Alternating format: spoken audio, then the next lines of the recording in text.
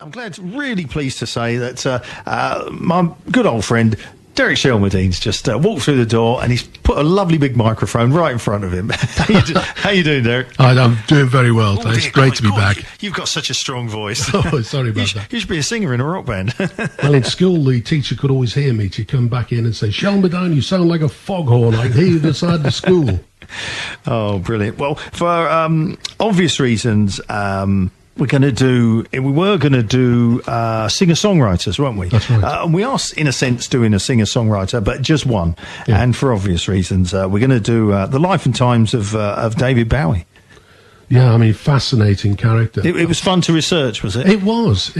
I hadn't really realised just what a varied career he'd had.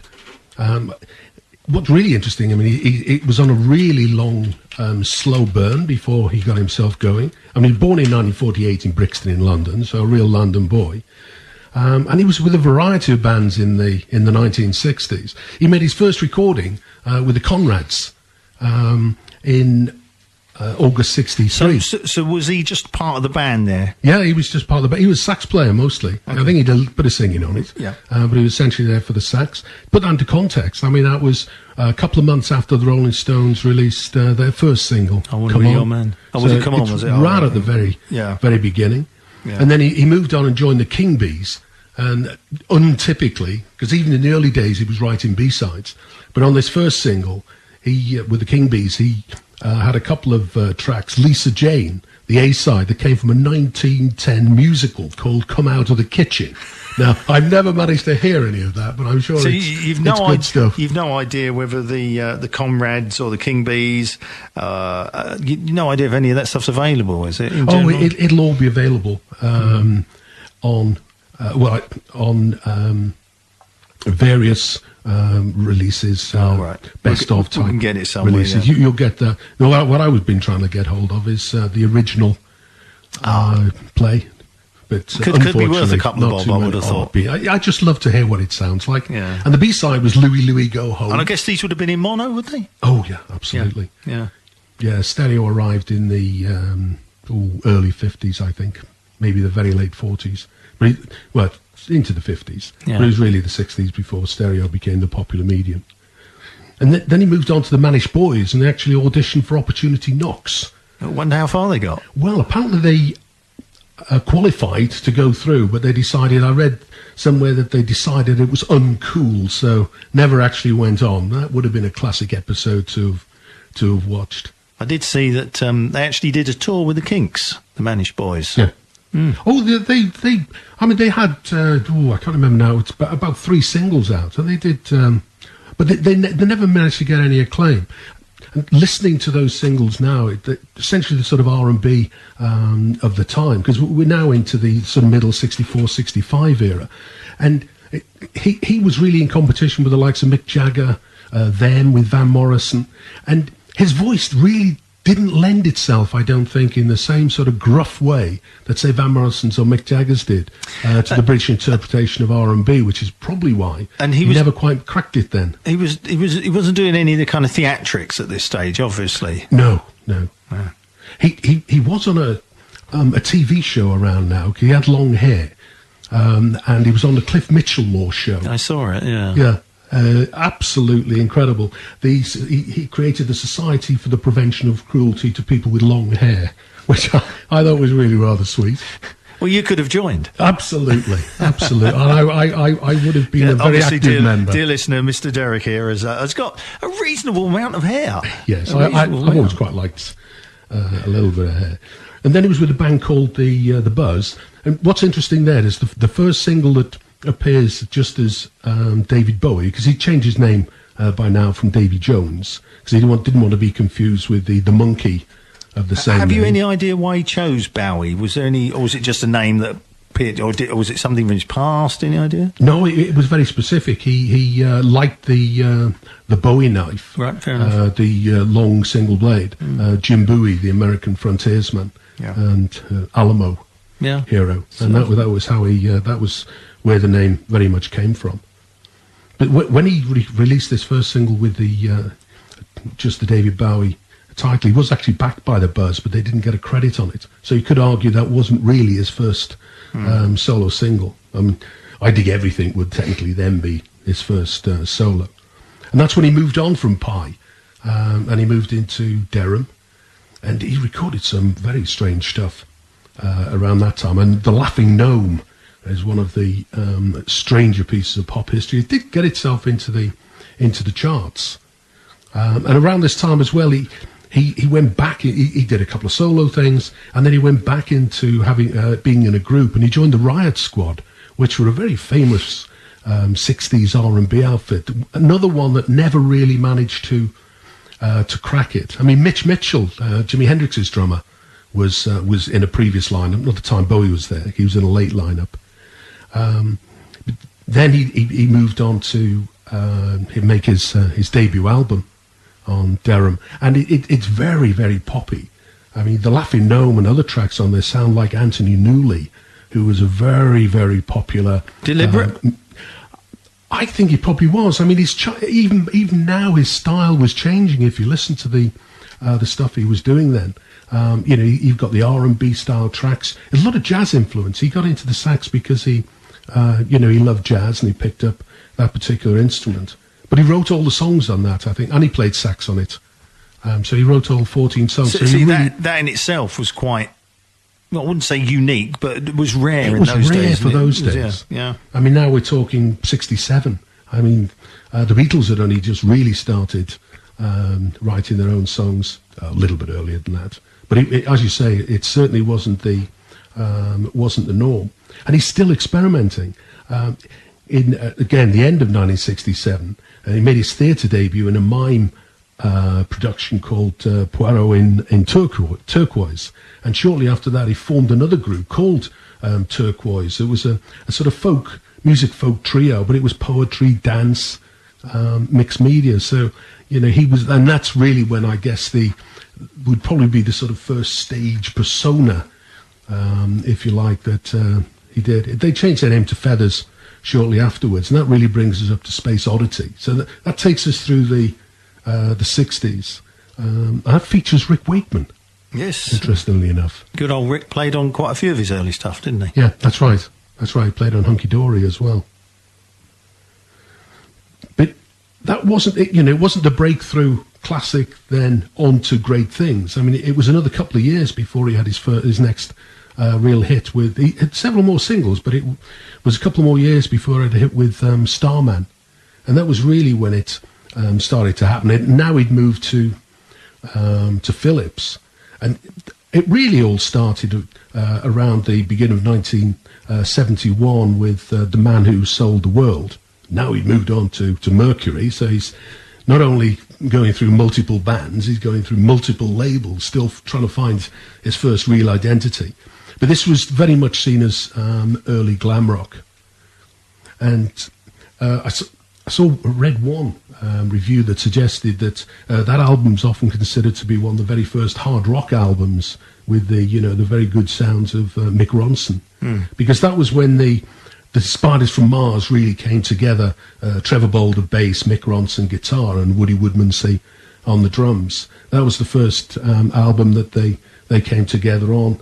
And then went on to become the Spiders of Mars, and that really is where... Sadly, just only Woody left now, isn't there? That's right. Yeah. That's right, he died... Mick Ronson died a while ago. Yeah, he did. Trevor Bolder died, what was it, about... I don't know, was it 18 months ago, something like that? I think so. Yeah, 2 years, something like that, probably about that. But, I mean, Mick Ronson is a phenomenal guitar. He was fantastic, wasn't he? Great guitarist, yeah. Yeah, I really enjoyed listening to them. And then... Hunky Dory appeared again with Rick Wakeman, and that's where some of the influences start to come across. He had a couple of tracks on there, one called Andy Warhol, and he was a really big fan of Andy Warhol, Velvet Underground, Lou Reed. He went on to produce Lou Reed's Transformer in the early 70s. And another song, interesting enough, called Song for Bob Dylan, which is not on just a homage to Bob Dylan, but on Bob Dylan's first album, he has a song called Song for Woody, because Woody Guthrie was Bob Dylan's big idol. So the choice of song titles is probably playing along the lines there as well. Yeah. And that was really where he started to all really started to come together. And then, of course, in the early 72, Ziggy Stardust appeared. And that was really the start of the real success. Let's move it back a little bit then, Derek. Okay. Let's go up to some of his influences. Yeah. We got people like Jacques Brel. That's right. Yeah, a lot of his influences came from Europe. He recorded a number of Brel songs, but he was a big fan of the French novelist Jean Genet as well. And when he did his Station to Station tour, he used footage from Unchained Andalou, Louis Buñuel and Salvador Dali film. I don't know if you've ever seen that. It's only about 20 minutes long, but it's Salvador Dali, says it all, and Louis Buñuel has another dimension across that, and it really is bizarre. I can well believe it. And you can imagine why Bowie chose to do that. Well, I'll tell you what we'll do, because we've got, hopefully, we've only got half an hour to go. We'll try and get through as much as we can tonight, so we might sort of steamroll a little bit of it. And Okay. I'd like to play this. This is a Jacques Brel song, of course. It was the B-side, wasn't it, of That's Sorrow? Right. That's right. And this is off the John Peel recordings. This is David Bowie and his version of Jacques Brel's Amsterdam. In the port of Amsterdam, there's a sailor who sings of the dreams that he brings from a wide open sea. And in the port of Amsterdam, there's a sailor who sleeps while the riverbank weeps to the old willow tree. And in the port of Amsterdam, there's a sailor who dies full of beer, full of cries in a drunken down fight. And in the port of Amsterdam, there's a sailor who is born on a hot muggy morn by the dawn's early light.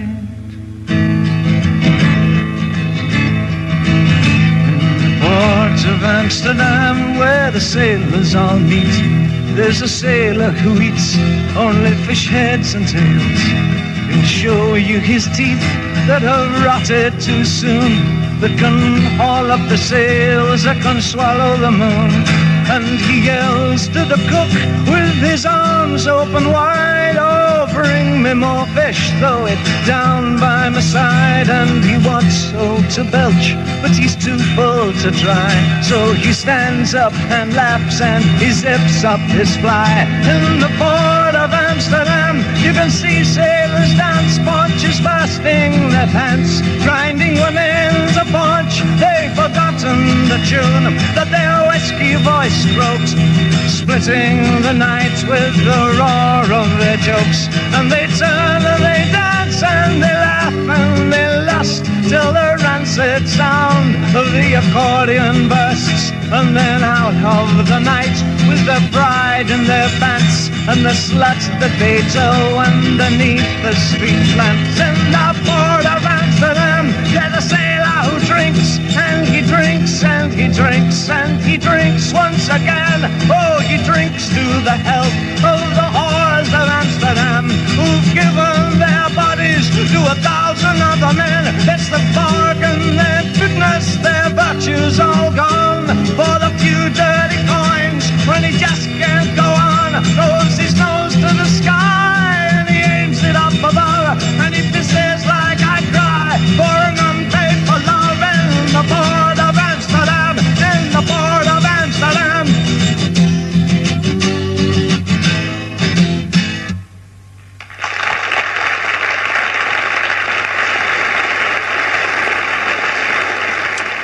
Bowie there doing Jacques Brel's Amsterdam. Yeah, absolutely brilliant track. As you say, on the B-side of Sorrow, which originally came off the Pin-Ups album.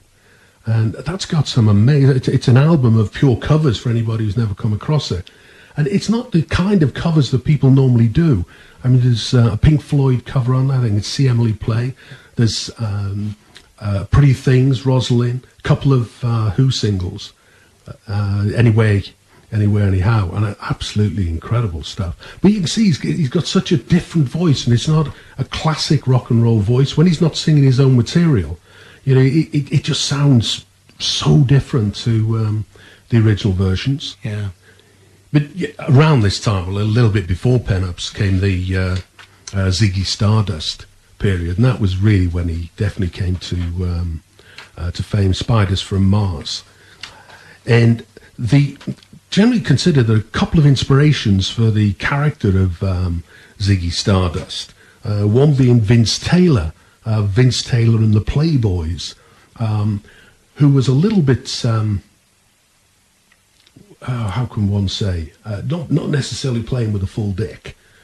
He's very maverick, wasn't he? Oh, absolutely. And he really did believe that UFOs had landed, and he had this map, and I remember... But I was listening to some of his stuff. He made some great rock and roll, didn't he? Oh, absolutely. Great stuff. Yeah. And the Playboys was one of the springboard bands. I mean, a number of the Shadows were in there. Brian Bennett was a member of the Playboys for a while. Yeah. So, he was one of the pioneers, early 60s, late 50s, early 60s, pioneers of British rock and roll. The other one's a more bizarre American character called the legendary Stardust Cowboy.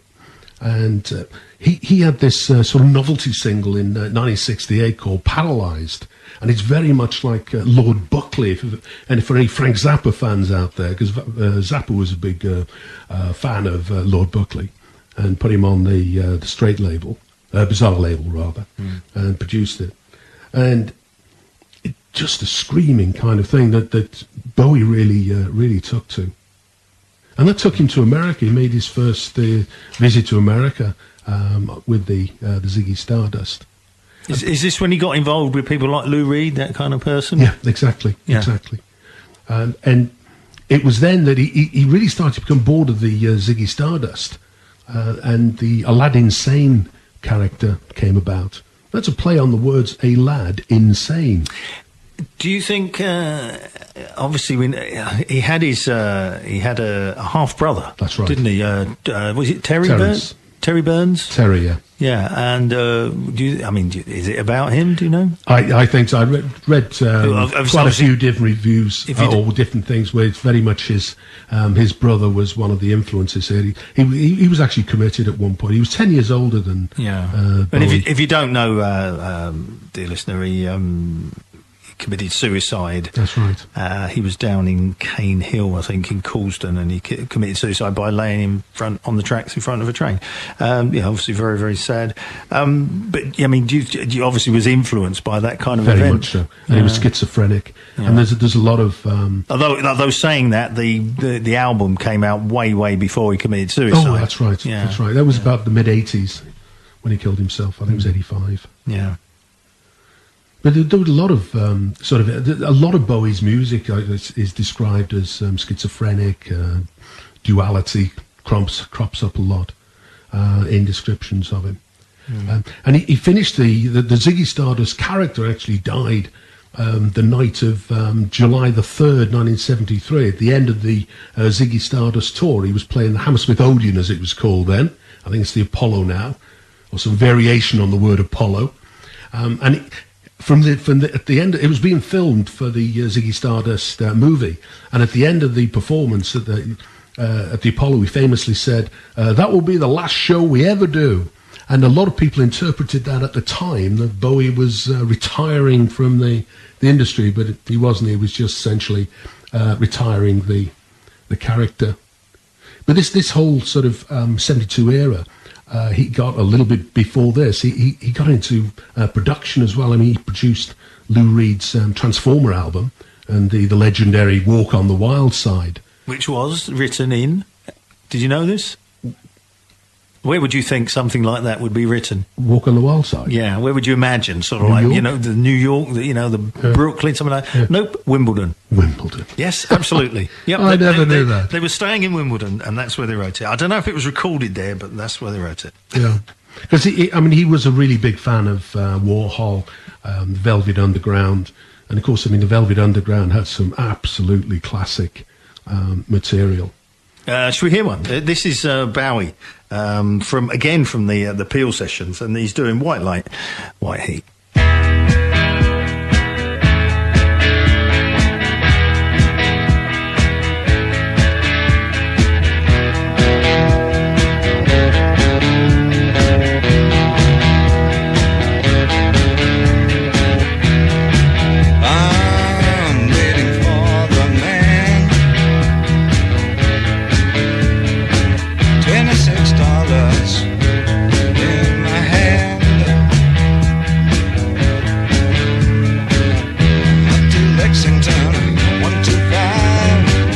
sick and dirty, more dead than alive.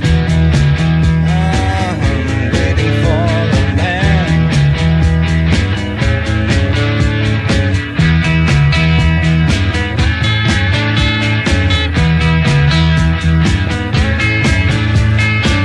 Hey white boy, what you doing uptown? Hey white boy, chasing all the women around. Oh, pardon me, son, now it swings to my mind. Well, I'm just looking for a good friend of mine. I'm waiting for the man.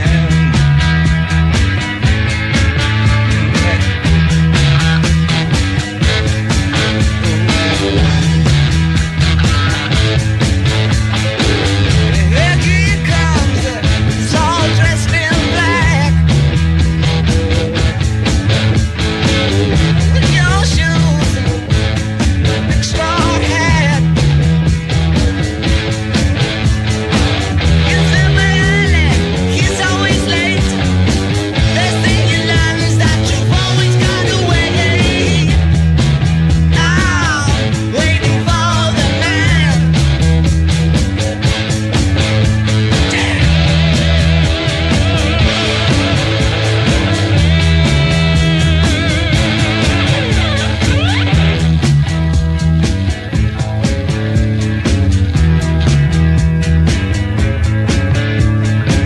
Great dirty building of 3 flights of stairs. Nobody stops you 'cause nobody cares. Stuff that works gives you sweet taste, but then you gotta split because you've got no time to waste. I'm waiting for the man.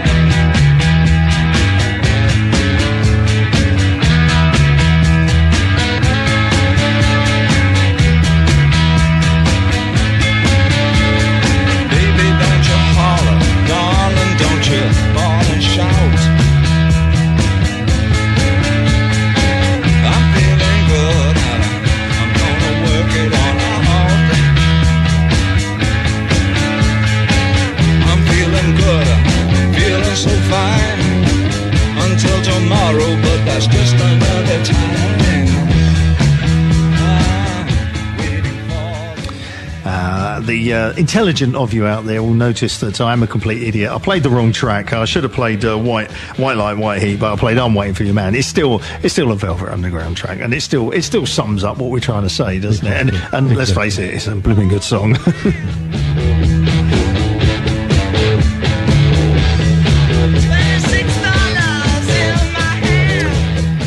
I'm going to fade it out there because we've got a lot to get through, and it's coming up to 17 minutes to 10 here on the wonderful Meridian 107 FM.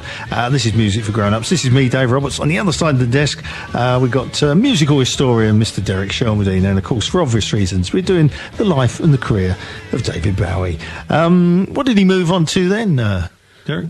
Well, by the time Aladdin Sane, Ziggy Stardust had rolled out, on his way to his next character, the Thin White Duke, he recorded the album Diamond Dogs. Now, that nearly started out as a West End musical. What he wanted to do was write a musical around George Orwell's 1984, but the Orwell estate wouldn't give him the permission to use it. Because that would have been one very, very interesting experience. But sadly, we'll never know. But I still think the album that transpired was Diamond Dogs was an amazing album. I really did like that. And then he moved on to the Thin White Duke, which is in the Young Americans station to station era, mid-70s now. And this is when he moved to America and got a little bit too enthusiastically into naughty substances. And he really did start to burn himself out. But again, talking about the slow burn, it was during this period that he had his first US #1 with Fame, co-written with John Lennon. And Space Oddity popped up again and actually gave him his first UK #1 in 1975. So Space Odyssey is a really interesting one. It sort of broke him, and then it broke him again almost. But then he went off to Berlin. He left America because he really was going downhill. His career was going downhill fast. And he did this famous trilogy, the Berlin trilogy, with Brian Eno. 3 albums, obviously, trilogy. Low, Heroes, and Lodger. And I mean, Heroes is one of the tracks that gets played a lot. It's infectious, isn't it? Oh, it's amazing. I always loved that. If I had to choose, a top 10, I mean, Heroes is going to be one of them. Robert Fripp's guitar on it, just chugging away. It's just it's amazing. Amazing. And the Hammersmith Odeon, in fact, when Bowie died, I saw a photograph of it, and across where they put the band's names, they put Hero for More Than One Day. Yeah, and I thought that was great. Brilliant. But that was really when he started to move again into other directions. But one of the things he did do along the way here was he saved Mott the Hoople. For anybody who's ever seen Mott the Hoople, particularly in the early days in concert, they were unbelievable live, magnificent live act. Didn't transfer to vinyl. And they actually had this absolutely disastrous concert in Zurich, and they decided to split up, and Bowie had got to hear about this, and they said, come on lads, get back together. And he offered them Suffragette City, and they said, oh, we're not too keen on Suffragette City. So he said, well, how about All the Young Dudes? And they said, yeah, we like that. And Mott the Hoople's career went way back up. Did they ever actually record Suffragette City? Do you know? Or did they I'm not bypass sure, it completely? I dare say later on they probably put it on an album, but I couldn't be 100% sure on that. But it would have been, I mean, listening to Bowie's version of it, I mean, you can hear Mott the Hoople doing that. You really can. Well, I mean, everybody knows Suffragette City, but boy, what a song. Let's go for it.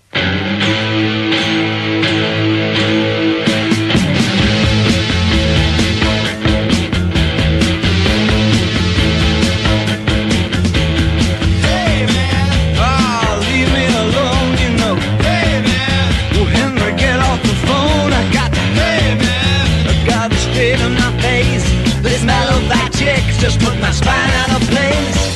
Hey man, my school is insane. Hey man, my work's down the drain. Hey man, but she's a total blam blam. She said she had to squeeze it, but and then she, oh, don't lean on me, man, 'cause you can't afford the ticket back from Suffragette City. Oh, don't lean on me, man, 'cause you ain't got time to check it. No, my Suffragette City. Try to say it's alright.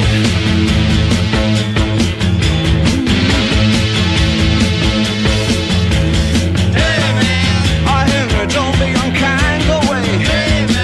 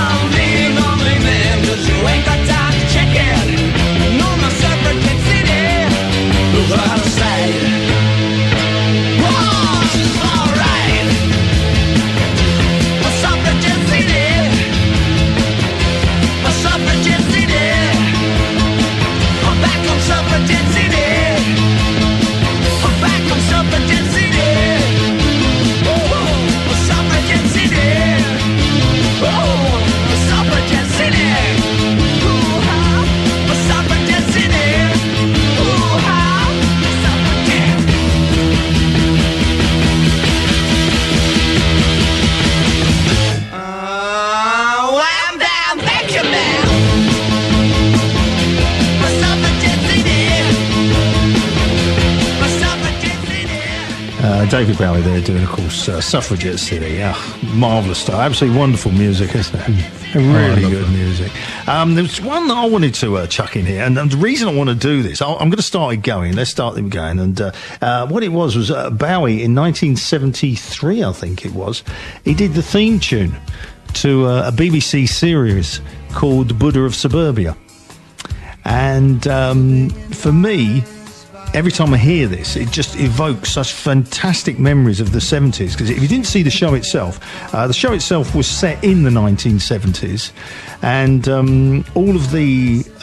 it was about a young lad, and all of the school scenes were shot in my old school. And to watch people in my old school reenacting how I was at the same time, if you see what I mean, in the 70s when I was there, it was a weird sensation. It really was. It really was like being transported back in time, you know.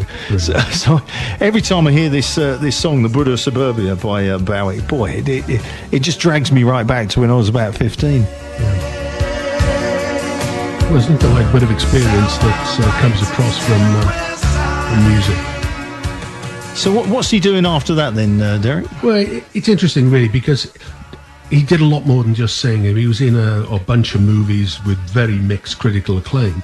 But one area, one particular show, he was in the Elephant Man, just off Broadway, and very, very highly acclaimed at 1980. And Ashes to Ashes, that sort of era. But one thing that was interesting there is when Mark Chapman shot and murdered John Lennon, it's reported that he'd said that if he couldn't find Lennon, he was going to go after Bowie. And this had quite a marked effect on Bowie, and he tightened up his whole security after that. Because he used to, I read about him, just wandering out from the stage door, coming outside for a cigarette, and that all ended. I mean, that must have been one serious wake-up call. Have you any idea why Chapman sort of... I don't know. Is it their collaboration on Fame? Well, it probably because they're from the same sort of mould. I mean, they were both mavericks in a way. They were both geniuses in a way. Yeah. And Bowie's very lucky there in a way. And then Bowie reinvented himself now as a rock star with the Let's Dance. And it gave him... what his website says is the biggest commercial success he's had to date. Now, that may well change with his last album, which was, interesting enough, his only, or his first number one in America. Yeah. It's a bit like The Who. The Who never had any number one singles, but they're a massive band, and Bowie was much the same. Because actually, when he died, in the UK charts, re-entered 19 albums and 13 singles on the top 100. Why do you have to die? It's the same music. Just go out there and buy it anyway. Yeah. You don't need to wait till somebody to die to go out and buy it. If you like music, just get out there and buy it. You know, because the more you buy, it keeps the artists going. They make more music, and they probably make more good music as well. So just don't wait for them to die, because it's just too late then. Yeah, exactly. He also obviously influenced a tremendous amount of people, didn't he? Absolutely. Think people like U2, after Rattle and Hum, when U2 think they were moving into the wilderness a little, they followed Bowie in a sense to Berlin and came back with Achtung Baby. Joy Division, originally called Warsaw, after Bowie's Was Our track on Low. Philip Glass, the famous classical composer, wrote 2 symphonies from Bowie's music. His Symphony No. 1 is Low, and his Symphony No. 4 is Heroes. Lady Gaga apparently took her fashion sense from Bowie, and the Killers reckon or claim that they took the bass line from Bowie's slow burn for their track All These Things That I've Done. And of course Suede, their Dogman Star album was heavily influenced by Bowie. Well, I think because we really are pushing for time, we're just going to give this one a go. We'll play as much as we possibly can. You can really imagine David Bowie singing this. Yeah. This is Suede and The Wild Ones.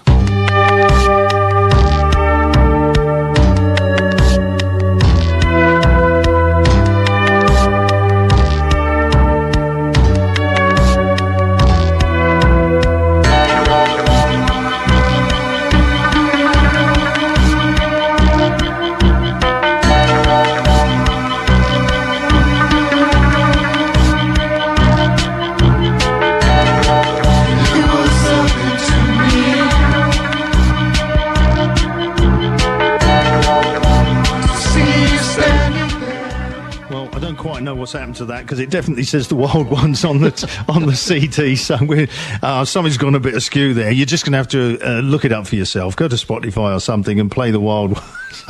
Not quite sure what's happened there. But anyway, give us a bit more chance to play some Bowie music. So what happened after that then? Well, he once again reinvented himself in the very end of the 80s with Tin Machine, and that did meet with very mixed reviews. But then he had a heart attack in 2004 while he was on stage in Germany. I think it was at a festival. And around that time, or a little before that, he'd released Reality. And then it was 10 years before his next studio album, The Next Day. Studio albums are interesting. In sort of researching this, I found lots of comments said, and this is Bowie, his last album, this is the 25th album, this is the 27th album. And if you look at Bowie's website itself, it says that The Next Day was actually his 30th album. So I think we're like a lot of these artists around for a long time. Number of albums depends exactly on how you count them. And then, of course, we move into his last productions, Lazarus, stage show, and the Black Star album. Lazarus was a sequel to The Man Who Fell to Earth. So he picks up the characters, takes on the story a little, and then released Black Star, which I think is one of his absolute best albums. I've listened to it a few times. I've only heard about 3 or 4 tracks from it yet. It's brilliant. It's got a real jazz feel. He used a jazz quartet that he came across in a club. He said, wow, these guys are good. And if you listen to, I can't remember the name of the quartet now, but the leader of the quartet is the guy that plays the saxophone. And the sax, and particularly on the title track, is absolutely amazing. Apparently I did read somewhere that Bowie died a little bit sooner than he thought he was going to, because he was thinking about yet another album. Because, I mean, the guy did those, the videos and some of the promo shots for Lazarus, very, very recently. Yeah. And given he looks thin, I mean, he's always looked thin. He has indeed. I was actually reading today about one of the guitarists, the jazz guitarist on the album, and he said that they had absolutely no idea that he was ill. No. And they said he would come in at about 11 o'clock in the morning to the studio. He'd work really hard till about 4 o'clock. He was lively. He was full of jokes, laughing, very looking forward to the future. Yeah. Amazing. Yeah, it was just his family, very, very close friends that knew, and it did seem to come as a real shock to everybody. Well, Derek, many thanks for coming in. It's been very insightful. You'll be back again on the 25th, I think it is, of February. February, yeah. Are we going to do the singer-songwriters then? Oh, I think so. I think it's a lot of fun, that. There's a lot of scope there. Yeah, of course there is. Derek, many thanks for coming in. Cheers, mate. My pleasure. Please stay tuned. After the 10 o'clock news, we've got Stuart Armour with his very interactive show. So get involved, send him an email or phone him up. And I will be back next week. Not quite sure what's happening next week. I don't know if I've got a guest or not. It's been such a hurly-whirly show. I've thoroughly loved it. Big thanks to the chemists for coming in the first hour. And to take us up to the 10 o'clock news now, this is David Bowie from Black Star. This is Lazarus. Thanks a lot for listening. Good night. Nobody knows me now.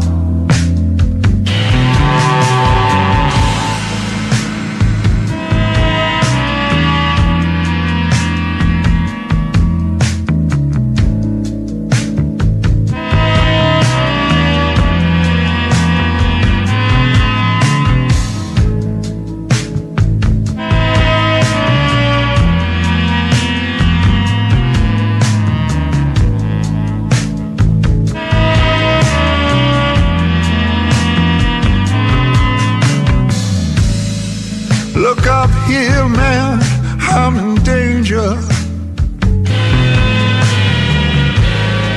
I've got nothing left to lose. I'm so high it makes my brain whirl. Drop my cell phone down below.